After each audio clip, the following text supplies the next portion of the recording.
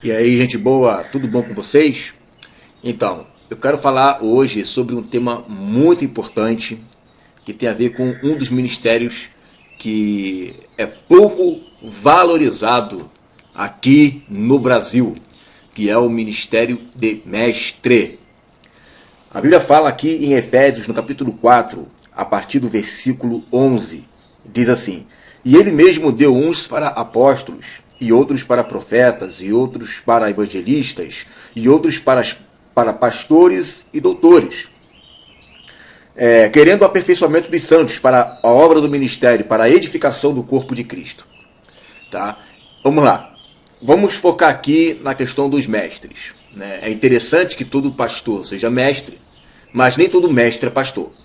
Mas vamos focar aqui na questão do mestre, tá? Aquele que ensina. Nós sabemos que existe o dom de ensino.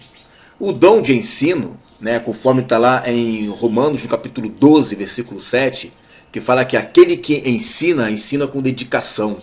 Tá? Dedique-se, né, nisso daí. Então, a pessoa que ensina, não necessariamente ele é um mestre, porque ela pode ter o dom de ensinar. Mas o mestre, ele vai além do ensino, ele quer pegar todas as entranhas da palavra. Ela quer ir além das camadas das camadas. Ela quer ir, o mestre, ele deseja não somente ensinar, ele tem um dom do ensino, tem que ter o dom do ensino, claro, né? Mas ele, além de ensinar, ele tem uma capacidade maior de compreender coisas mais profundas da palavra e conseguir pegar essas coisas mais complexas e destrinchá-las de tal forma que ela se torna leve, né, a ponto do ouvinte conseguir entender. O dom de mestre é um dom interessantíssimo na igreja. A igreja precisa ter mestres ali dentro, tá? Porque o mestre, ele não apenas ele tem a capacidade de ensinar, ele consegue enxergar todo o plano do alto. Ele sabe onde é que está faltando, onde não é que está faltando, né? Ele é como se fosse um guardião da constituição da Bíblia. Alguém fala alguma coisa, o mestre, ele vai lá e diz: olha, cara, o que você falou aqui não bate com isso daqui. Então o mestre, ele acaba sendo chato, né? Porque ele tem um senso crítico dele é muito aguçado, né? Então, pelo senso crítico dele ser muito aguçado, é uma pessoa que não tem esse discernimento de que é o dom e para que serve o dom de mestre, ele acaba dizendo que o cara quer julgar, que o cara é chato, que o cara não é, que daquele quer ficar julgando as pessoas, ou que ele é chato e fica ali pegando no pé. É porque o mestre, ele tem essa responsabilidade, essa vocação de ensinar e também guardar, defender a fé da igreja. Então ele tem que estar atento a tudo. Ele tem que estar atento a tudo que acontece na área do ensino, não somente na igreja, mas no mundo. Para que essas modas do mundo, esse senso comum do mundo, não adentre a igreja. Não contamine a igreja. Tá? Então, a questão do mestre, ele que trabalha muito com raciocínio. Como ele trabalha muito com raciocínio, então ele não pode ser um camarada, né? E nem quer também um público histérico. Diferente de muitos cultos que você vê por aí, aonde você vê muita gente na hora dos shows gospels, né? Tira o pé do chão, galera! Uhul! Meu irmão, é histeria! Aquela histeria toda. O pessoal, dá a mão, pula aí! Isso você não vai ver no Ministério de Ensino. E por causa disso é que o Ministério de Ensino não atrai, porque não tem histeria, né? Não tem pula-pula, né? Não tem emoções, né? de melodias musicais, né? Não é aquele negócio que tem fumaça, que tem luz, que tem show, então é concentração, é formar na pessoa um entendimento inteiramente de Cristo. E isso requer no mestre muita responsabilidade. É por isso que lá em Tiago, no capítulo 3, versículo 1, Tiago fala: nem todos desejam ser mestres, porque sobre estes vem o maior juízo. Porque todo mundo quer ensinar, todo mundo quer aparecer, todo mundo quer fazer, mas tem um detalhe: sobre a minha vida vem o maior juízo. Porque sou eu que sou o responsável por formatar a sua linha de raciocínio. Sou eu que sou responsável por formar a sua linha de raciocínio, e todo mestre ele já tem o dom em si mesmo de formar opinião. Por ele formar a opinião, ele pode manipular ali a palavra e querer colocar as suas ideias e os seus pensamentos e ele enganar as pessoas. Por isso existem muitos falsos mestres. São aqueles mestres que só querem saber de si mesmo. O interessante do mestre é que ele não consegue avolumar um número grande de pessoas, tá? É porque isso requer daquele que ensina,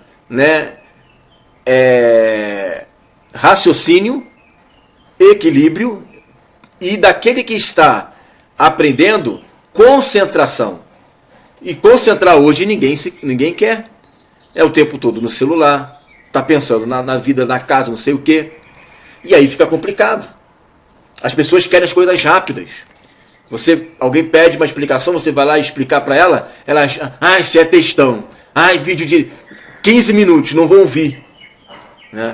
Se você quer aprender com fast food, se você quer aprender rapidinho, então igreja não é o seu lugar, porque igreja requer concentração, meditação. Tá? A Bíblia fala, em Mateus, no capítulo 5, a partir do versículo 19, que aquele que ensina toda a palavra, o que está escrito na lei, nos profetas, ele vai ser maior no reino. Deus olha para aquele que ensina, justamente pelo ministério de ensino não ser tão valorizado, porque, veja bem, você já viu alguém ficar feliz e contente? Que eu posso chegar numa pregação, irmãos, Deus está me mostrando que você vai ganhar uma casa nova. Deus está me mostrando que aquele problema que você está tendo lá na justiça, esse problema, ele vai ser resolvido. Irmãos, Deus está me mostrando isso. O profeta, aquele que traz a mensagem motivacional na igreja, de consolo na igreja, ele é aplaudido, ele é ganhado, e são pessoas que são muito bem vistas. Agora, o mestre não. O mestre, qual é a mensagem que vai importar para você, para onde a alma vai depois que morre? O que vai importar para você? O que você vai ganhar sabendo a função dos querubins? O que você vai ganhar com isso? Nada. Isso não ganha nada na sua vida. Mas é justamente por causa disso que Jesus falou que os mestres, por causa desse ofício árduo que ele tem, eles são grandes. Olha que palavra interessante que Jesus falou lá em João, no capítulo 5, versículo 35, acerca de João Batista, que não tinha milagres nenhum, mas era um homem que ensinava o caminho. Tinha o caminho como ensinar. Aí ele fala lá em João, no capítulo 5, a partir do versículo 35, assim, acerca de João. Vós mandaste a João, e ele deu testemunho da verdade, ou seja, ele ensinou a verdade. Eu, porém, não recebo nenhum testemunho de homem, mas digo isso porque vos salveis. Ele era a candeia que ardia e iluminava.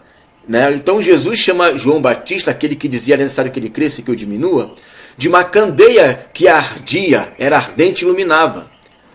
Ou seja, o ministério de João Batista era um ministério profético, mas de ensino também. Porque ele ensinava, ele batizava, ele tinha discípulos, ele era um mestre. E aí, aquele que é com uma função do mestre, ele também tem em si uma luz e uma candeia que acende dentro dele. Deus olha para o ministério profético diferente. Por isso que ele falou, em Mateus capítulo 5, versículo 19, que aquele que ensina vai ser maior no reino. Aquele que ensina toda a lei, os profetas, e não omitir nada delas, quem é que tem esse afã de querer ensinar tudo que está ali? É só o mestre. O mestre que quer ensinar tudo que está ali. O mestre que quer ensinar todos os pontos proféticos, todos os pontos da instrução da palavra. Por quê? Porque ele tem o dom de mestre. E o dom de mestre, por si só, traz a ele essa responsabilidade de um amor incomensurável pela palavra, porque você só consegue fazer isso com amor. Leva em si uma luz que arde dentro dele, uma candeia que brilha, que lá na eternidade, quando Jesus voltar para reinar sobre a terra, ele vai ser o maior no reino. Olha que interessante isso. E o profeta Daniel diz lá em Daniel, no capítulo 2, versículo 3, que os sábios e aqueles que ensinam resplandecerão com uma luz, e como o fulgor do sol.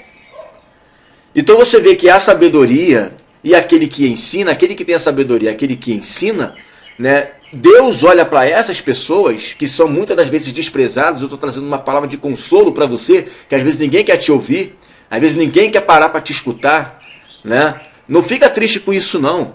Jesus, ele sabia disso. Naquele sermão que ele estava falando acerca do corpo e do sangue, ele falou: vocês só estão aqui por causa das bênçãos, por causa dos milagres, mas na hora da palavra vocês saem correndo. Então Jesus sabia muito bem disso, né? Então, o ofício do mestre é um ofício dificílimo, é por isso que muita gente não quer trazer mais palavras, né, devocionais na igreja, né, ou piadas, né, ou muitos testemunhos. Porque ensinar requer dedicação, às vezes horas. Quem é que quer ficar horas e horas estudando apenas um tema? Quem é que quer saber, né, a respeito, né, da historicidade do batismo nas águas, né, dos essênios, né, da lei das águas do batismo? Né? Para que vai querer estudar um pouquinho mais do grego ou do hebraico? Isso é só quem tem um dom para isso. Mas tem gente que despreza, achando que isso são coisas que não têm validade alguma. Tem validade. Né? O que acontece é que, por falta de honra, né, por falta de honrar, né, esse ministério, e por ela não ganhar nada, né, e por ela não atrair muitas pessoas, ela acaba sendo jogada de lado. Porque o que atrai hoje mais as pessoas? Uma mensagem devocional e muitos louvores. Agora, o ensino, não. Né? O ensino requer tempo, requer dedicação, né? E aí, quem consegue ter isso é o mestre. E o mestre, ele tem que incentivar a igreja a também fazerem isso. Tá? Você vê lá em Atos capítulo 20, e no versículo 20, que Paulo, ele pregava a palavra acerca de Jesus, mas também ensinava, tanto publicamente como nas casas. Aquele que ensina, ele não está preocupado com o número. Porque o amor é tão grande quando ele ensina, porque se tiver 2 ou 3 ali, ele está ensinando. O mestre não está preocupado com o número. Se ele estiver preocupado com o número, ele nunca vai pregar, ele nunca vai ensinar. Né? Isso também acontece lá em Atos capítulo 5, versículo 42. Tá? Então, esse ofício é tão importante, Jesus valoriza tanto ele, que lá em Gálatas, no capítulo 6, versículo 6, Paulo diz que era para nós honrarmos aquele que nos ensina com os nossos bens.